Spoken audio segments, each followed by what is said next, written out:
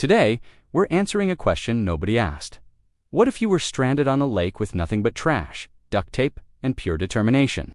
Well, buckle up, because we're building a raft, and by raft, I mean a floating collection of bad decisions held together by hope and industrial adhesive. Before we get started, check out the link in the description to download our ebook.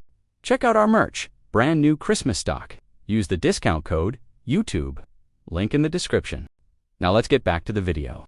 Now, before your mom calls the authorities, know that this is totally doable, somewhat safe, and absolutely hilarious when it inevitably falls apart. So stick around to learn the physics of floating, the psychology of denial, and exactly how long it takes to regret everything. Alright, let's talk supplies. You're going to need plastic bottles. And I don't mean like 5, I mean a lot. We're talking your entire recycling bin, your neighbor's recycling bin, that pile of bottles behind the grocery store that you're technically not supposed to touch, but definitely will. Optimally, empty 2-liter bottles are your best friend here. They're buoyant, they're abundant, and they have that satisfying hollow sound when you bonk them on your head. Next up, wood.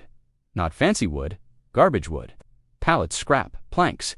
That bookshelf you said you'd fix 3 years ago, but never will. We're using whatever's lying around. Wood floats, wood's sturdy, and wood gives your raft that authentic shipwreck vibe. You'll also want cloth or fabric, an old bedsheet, a tarp, some curtains you've been meaning to take down. This helps distribute weight and keeps everything from immediately spilling into the water like a toddler's toy box. Finally, and this is crucial, you need tape. Duct tape is fine, Gorilla Tape is better. Flex tape is honestly overkill, but if you have it, we're not going to tell you no. Tape is what's going to hold this whole chaotic fever dream together. Optional but recommended, rope, some paracord, old clothesline, jump ropes you've never used. Anything that holds things together without giving up immediately. Okay, so here's the thing about building a raft. You need a plan, which is hilarious because you're about to throw it out the window immediately. But humor us for a second. First, figure out how much weight you need to support. Do the math. Seriously, take your body weight, add maybe 30 pounds for your ego, and that's your minimum flotation requirement. Now, each 2-liter bottle can support about 4.5 pounds of weight. So if you weigh 170 pounds, you need at least 40 bottles. We're bringing 60 because optimism. Second, determine your raft's basic shape. Rectangle is easiest. Square works if you're confident. Anything more creative than that is a cry for help we don't have time for. We're going rectangle because rectangles float, and frankly, so does stupidity, and we're leaning into both. Third, mentally prepare yourself for this going wrong. Not catastrophically wrong, just, wrong. Wrong in a way you can laugh about later, ideally while dry. Alright, assembly time. This is where things get stupid fast, and I'm here for it. Take your bottles and start clustering them together. We're creating bundles of 8 to 10 bottles each, and we're securing them with duct tape. Wrap that tape around like you're gift wrapping the world's worst present. Go around the bundle at least 3 times. If it looks like a mummy wrapped in gray, you're on the right track. Now here's the fun part that nobody tells you. You're going to want to leave a tiny air gap between your tape wraps because if you crush the bottles, they can't float. Congratulations, you've just invented a very expensive way to sink. So be gentle. Treat those bottles like they're your firstborn children. Fragile and full of potential. Space these bottle bundles out evenly across your wood platform. We're aiming for 3 to 4 bundles per pallet, distributed so nothing tips immediately. If you're imagining this right now, you're probably laughing. Good, you should be. Wrap everything together with duct tape. Connect the pallets with tape first, then tape the bottles onto the pallets. Make an X pattern with your tape. Make a grid pattern, go full ancient Egyptian on those bottles. The tape should look like a cage that is very, very committed to making sure nothing escapes. This is a good time to step back and really look at what you've created. It's a raft, technically. Will anyone believe you made this intentionally? Absolutely not. Is that okay? Absolutely yes. Now comes the moment of truth. We're taking this thing to the water, and I want to be clear. This is where things have a 50-50 shot of going exactly as planned or becoming the most entertaining failure of your weekend. First, the shallow water test. We're not throwing this into a lake immediately. We're wading in about 3 feet of water with our raft, and we're gently, and I cannot stress this enough, gently lowering it into the water. Oh wow, look at that. It's floating. It's floating. Okay, my confidence is already shaken because I expected the bottles to explode or leak or something.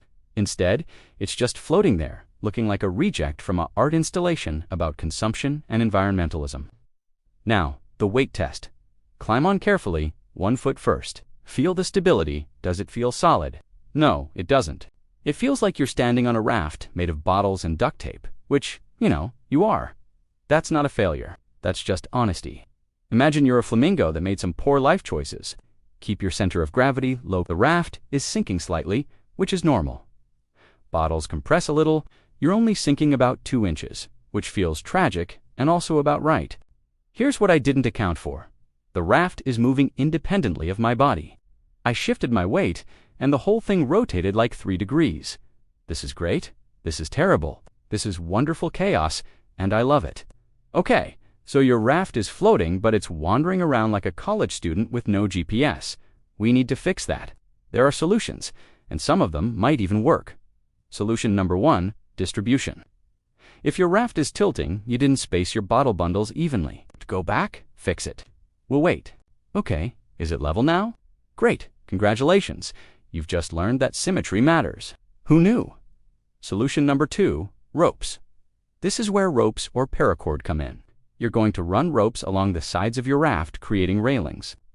These are technically not necessary for flotation, but they do make you feel significantly more in control, which is like 90% of survival anyway.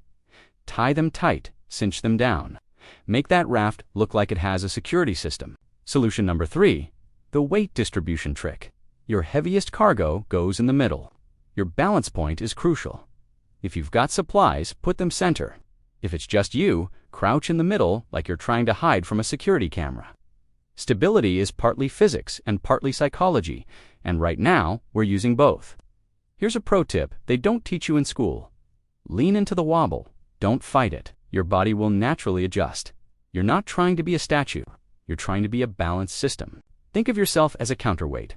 When the raft tilts left, you lean right. When it tilts right, you lean left. You're not falling in the water. You're dancing with your poor choices. The goal here isn't perfection. The goal is controlled chaos. If you're staying mostly dry and mostly floating, you're winning. Oh no. Oh no no. Okay, I made a critical error. I didn't tie the raft to anything. I'm now gently, and I mean gently, floating downstream. The current has grabbed me like a toddler with a juice box, and there is nothing to stop it. This is actually kind of nice. The water is cool, the sun is on my face, and I am slowly drifting toward what looks like a tree branch. I regret nothing. Well, mostly nothing. But here's what I've learned while floating away. The raft is holding. The bottles are doing their job. The tape is staying. I'm not sinking. In fact, I'm so committed to this educational moment that I am continuing to film while moving toward uncertain and moderately damp destinations. So, quick buoyancy lesson while I float uncontrollably. The reason this raft isn't sinking is because we have 45 bottles providing about 200 pounds of lift. I weigh significantly less than that. Physics isn't negotiable. It's just happening to me right now, and I'm making peace with it. The stability is decent. We're rolling with the water, not fighting it. The tape is holding the bottles together. Everything is working, which is shocking, honestly. I thought I'd be in the water by now. Instead, I'm just drifting, living my best life, teaching you about flotation. Oh, I've grabbed a tree. I'm stopping. Great. That's convenient. Let's pretend I meant to do that.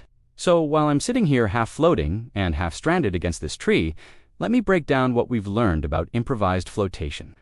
First up, buoyancy is real. It's predictable, and it works. Empty bottles float. That's not luck. That's science. 2-liter bottles are buoyant enough to support human body weight. If you're making a raft, you do the math. You figure out your weight, you divide by the buoyancy of your floats, and you build accordingly. There's no guessing. There's just math that somehow works out, despite your best efforts to mess it up. Second, balance and stability are everything.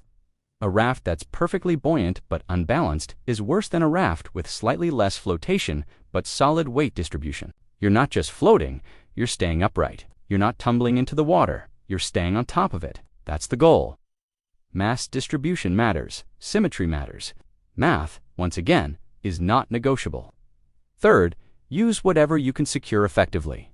We used duct tape, rope, and determination.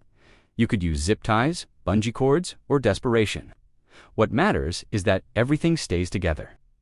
A raft falling apart is a raft that isn't a raft anymore. It's just floating garbage, which, to be fair, is what we started with, but that was intentional. Fourth, test in shallow water first. I'm telling you this while I'm currently unable to easily reach shore, so take that as you will. But seriously, don't just throw your raft into a river and hope wade. Test. Make sure it actually floats with you on it, because the moment of discovery should not be when you're 3 feet from the shore with nothing to grab. If you decide to build a better raft, here's what you do. More bottles mean more stability and more weight capacity.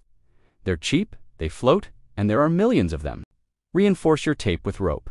Tape alone is great, but tape plus rope is a commitment. Use treated wood if you can, because regular wood eventually rots, and nobody wants a raft that falls apart mid-voyage. Consider adding a centerboard or a keel, basically a weight system in the middle that helps you steer and stay stable. That's advanced stuff, but it works. Also, waterproof your supplies. If you're bringing anything important, put it in a bag. Dry bags are ideal, but a Ziploc bag works if you're desperate, which, let's be honest, if you're using a bottle raft, you probably are. Alright, I'm going to push off from this tree and slowly make my way back to shore while still being videoed, because apparently I'm committed to the bit. While I do that, let me leave you with the ultimate lesson about building a raft from bottles, wood, and tape. If it floats, it's a win. If not, you learn something. And what you learned is that physics is real, that duct tape is not a miracle cure, and that sometimes the best discoveries happen when you're drifting downstream, slowly coming to terms with your choices. Building this raft taught me 3 things. 1. Buoyancy is predictable and exploitable. 2. Engineering under pressure and stupidity leads to surprisingly functional results. 3. I should probably tie things down better. So go build your raft, gather your bottles, embrace the chaos. Your friends will think you've lost it. You might be right, but you'll be floating, and that's what matters. Thanks for watching. I'm currently drifting toward what looks like a dock. I'll probably get out there. Probably if I don't. Well, I guess I'm in for a longer journey than expected. Either way, stay buoyant, stay balanced, and remember, when life gives you plastic bottles and duct tape, make Raftinade. Peace out. I'm gonna go find civilization.